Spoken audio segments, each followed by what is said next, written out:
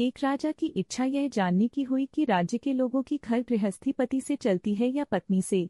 इसके लिए उसने एक सर्वे कराया। राजा ने ऐलान कराया कि जिसके घर में पति का हुक्म चलता हो उसे मनपसंद घोड़ा इनाम मिलेगा। जिसके घर में पत्नी की सरकार हो वह एक सेब ले जाए।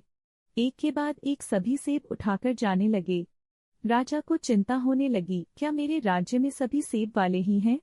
तभी एक लंबी लंबी मूंछों वाला मोटा तगड़ा जवान आया और बोला, राजा जी, मेरे घर में मेरा ही हुक्म चलता है, लाइए एक घोड़ा मुझे दे दीजिए।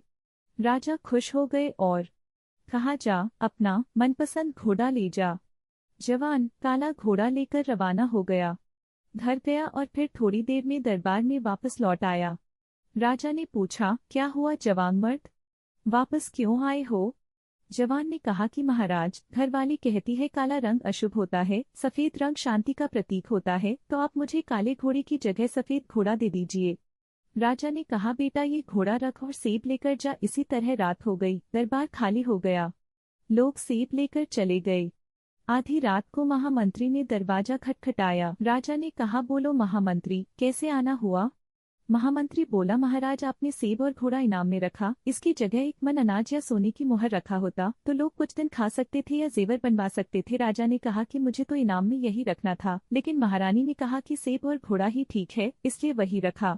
इस पर महामंत्री ने तपाक से कहा, महाराज आपके लिए भी सेब काट दूं? राजा को हंसी आ गई। उन्होंने कहा, यह सवाल तुम दरबार में या कल सुबह भी पूछ सकते थे, तो आधी रात को क्यों आए? महामंत्री ने कहा कि मेरी धर्मपत्नी ने कहा, अभी जाओ और पूछ के आओ ताकि सच्चाई का पता चल सके। तभी राजा ने महामंत्री की बात काटकर कहा, महामंत्री जी, सेब आप खुद ले लोगे या घर भेज दिया जाए?